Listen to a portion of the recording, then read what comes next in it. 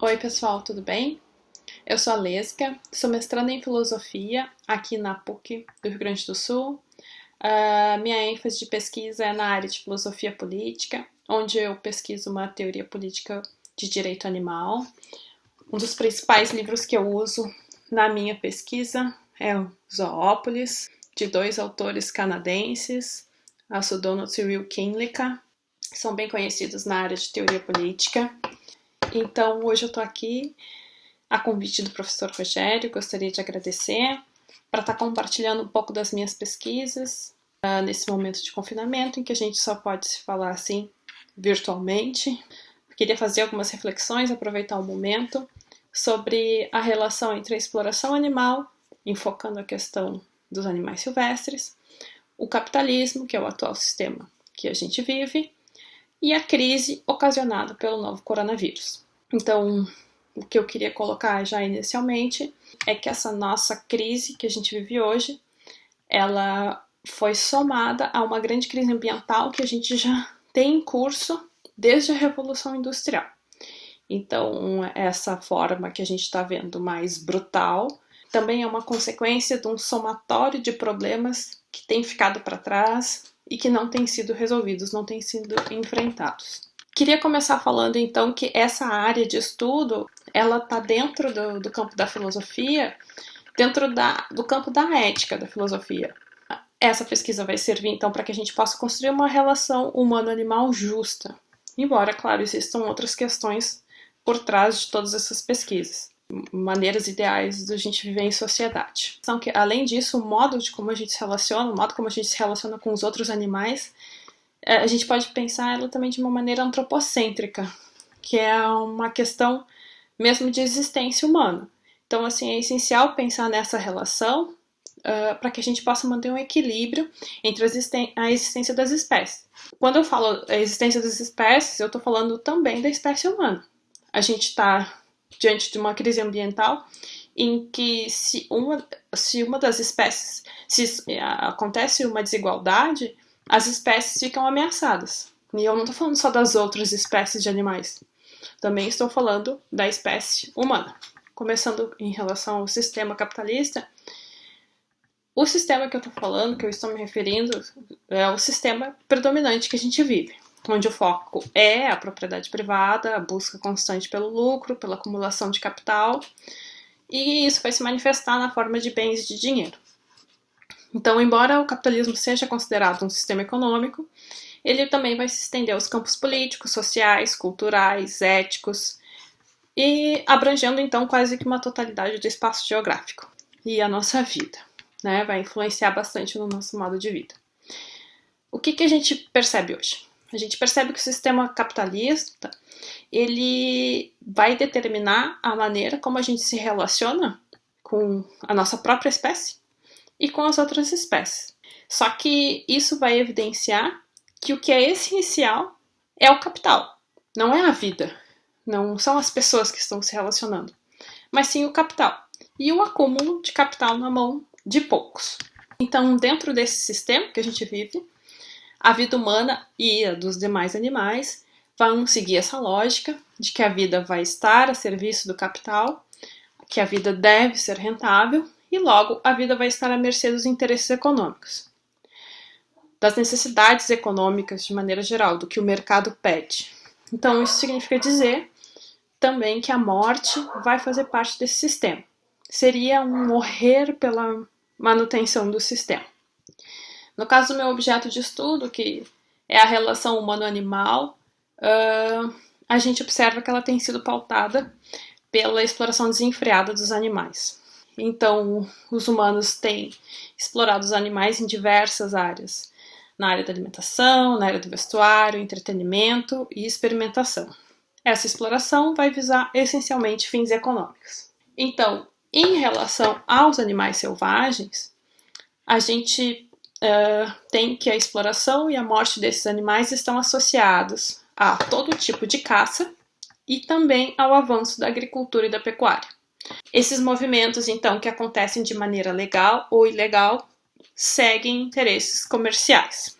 Só que Essa movimentação vai levar a um contato estreito entre os humanos e os animais selvagens. Então, esse contato estreito que vai fazer com que o ser humano, que antes não tinha contato com alguns vírus que existem já nos animais selvagens, vai fazer com que o ser humano se exponha a determinados vírus que, em situações normais, ele não estaria exposto. Mesmo sendo proibido, a gente sabe que aqui no Brasil existe um grande número de pessoas que criam répteis, aves e mamíferos silvestres. Então isso acontece através da caça, de maneira direta. De maneira indireta, então, como eu falei, vai ter essa movimentação através do avanço da pecuária. Indo para os dados mundiais em relação à perda dos animais silvestres. Um estudo divulgado pelo Fundo Mundial da Natureza, um órgão que é conhecido pela sigla em inglês WWF, esse órgão divulgou em 2018 dados que indicavam que o estilo de vida dos seres humanos tem impactado diretamente os ecossistemas e a vida selvagem do planeta. Então, nesse estudo, o órgão evidenciou que as populações de vertebrados silvestres, que incluem mamíferos, pássaros, peixes, répteis e anfíbios, sofreram uma redução de 60% entre os anos de 1970 e 2014. Devido à ação humana.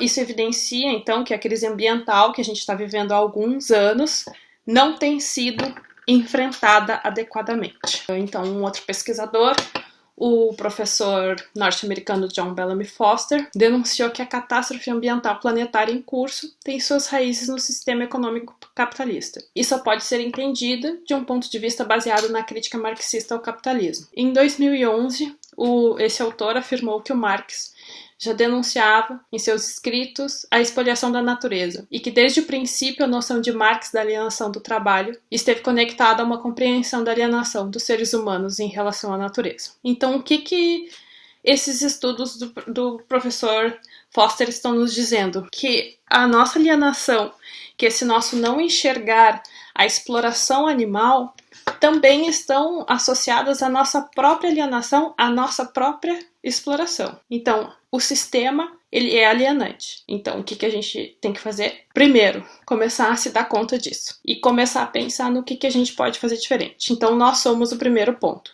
para travar esse sistema. Em relação, então, à pandemia do Covid-19. Então, como já foi amplamente divulgado, os primeiros casos do novo coronavírus foram detectados num grande mercado da China, um mercado em que vendiam animais silvestres, vivos e mortos, em condições precárias. Entre os animais vendidos existiam morcegos e pangolins. Mesmo na China, o comércio desses animais é proibido, mas mesmo assim eles estavam lá. O pangolim, ele é um animal selvagem semelhante ao tatu que a gente tem aqui no Rio Grande do Sul. Não é só uma espécie de pangolim que existem pelo menos 8 espécies, e ele vive em zonas tropicais da Ásia e da África. Então, com esses dados que evidenciaram que dali iniciou a disseminação do vírus, do novo coronavírus, alguns estudos científicos atribuíram a chegada do novo coronavírus ao ser humano através de um ciclo do vírus que teria percorrido desde uma espécie de morcego, passando pelo pangolim e finalmente chegando ao ser humano, através do contato com o animal, contato direto e consumo da carne. Mas essa não é a única hipótese da rota de transmissão. Outra hipótese é de que o consumo do próprio morcego poderia ter transmitido, então, o vírus aos seres humanos, já que nos países asiáticos também é comum o consumo do morcego. Hoje, entretanto, 17 de abril, eu ainda li uma matéria que dizia que o virologista francês Luc Montagnier afirmou que o coronavírus foi criado num laboratório e que essa história de que o vírus teria surgido em um mercado seria lenta. De qualquer maneira, a gente sabe que tem outras tantas doenças ocasionadas pelo avanço do homem sobre as áreas selvagens e que são ocasionadas por esse contato direto aqui no Brasil e no mundo inteiro. inclusive o coronavírus, o primeiro coronavírus anteriormente a esse. Então basta alguma pesquisa em sites acadêmicos que a gente vai conseguir fazer essa associação. Para se obter uma ideia geral dos estudos que eu citei, dessa relação do coronavírus com a vida selvagem, eu sugiro que vocês assistam um vídeo, inclusive acho que já foi veiculado pelo professor Rogério, que se chama Por que é que o coronavírus apareceu na China? Esse vídeo, ele já está traduzido para o português de Portugal, foi traduzido pela K-News, a versão original dele é em inglês, mas essa tradução está muito boa, ela tem praticamente todas as informações que contém no vídeo original. Apresenta a teoria que associa o surgimento do coronavírus em humanos aos animais silvestres de maneira isenta e baseada em estudos científicos. Então, se vocês quiserem dar uma aprofundada sobre essas teorias, é interessante que vocês vejam. Bom, finalizando então essa breve reflexão que eu apresentei em tópicos, eu vou concluindo, então, que a partir dos estudos científicos, que a forma como o ser humano se relaciona entre a sua espécie com outras espécies é biocida. Essa forma com que a gente tem se comprometido com a nossa própria espécie e com as outras espécies, ela compromete a vida, a nossa e das outras espécies. Para o sistema, nem a vida humana, nem outras formas de vida importam. A relação entre o capitalismo, a crise ambiental e a exploração dos animais que vem sido estudada há anos, associada a essa nova crise na saúde pública, tornando o funcionamento das coisas caóticas, estão na nossa cara exigindo uma reflexão. Estão exigindo de maneira brutal uma reflexão pessoal e global, para que a gente busque as soluções e causas, e para que a gente vá para o enfrentamento. Então, é claro que a gente vai ter que pensar sobre as estratégias para lidar com o coronavírus, a gente já tem pensado sobre isso, os cientistas já estão avançando nisso, é óbvio que a gente vai ter que ser mais rápido nisso, até porque o coronavírus tem ceifado a vida de milhares de pessoas no planeta, mas a gente não pode deixar de fazer uma revisão sobre a origem dessa situação. A gente não vai conseguir voltar à mesma situação anterior, ou a gente vai voltar a ter os mesmos problemas. A situação não é somente culpa do vírus, essa é a questão, mas também é consequência da irresponsabilidade do sistema, que não coloca como ponto principal a vida saudável da população, e que também não estimula o pensamento crítico sobre as nossas ações. Na verdade, o único estímulo que a gente tem é do consumo. A proposta aqui, que eu estou colocando para vocês nesse tempo, é de repensarmos a nossa relação humano-animal, tanto de maneira global, o sistema em que vivemos, mas principalmente individualmente. A gente não pode esquecer que a gente faz parte do sistema. Nossas ações vão contribuir na manutenção ou modificação das coisas como elas estão. A maneira como a gente consome os animais é reflexo do nosso sistema e também é uma maneira de alimentar essa cadeia de exploração. Então eu vou reforçar, nosso estilo de vida, nossas ações são consequência do sistema, mas também são causa. A gente precisa se informar sobre isso, é essencial que a gente se mantenha informado. A gente precisa pensar em novas formas de viver que não impactem tanto o planeta. Então a gente precisa sair dessa zona de conforto e em que a gente tem tudo pronto. E a gente tem que pensar a que custo a gente está vivendo isso, a que custo o planeta está vivendo isso. Era isso que eu tinha para falar hoje. Então, desejo boas reflexões para todos e principalmente boas ações. Um grande abraço.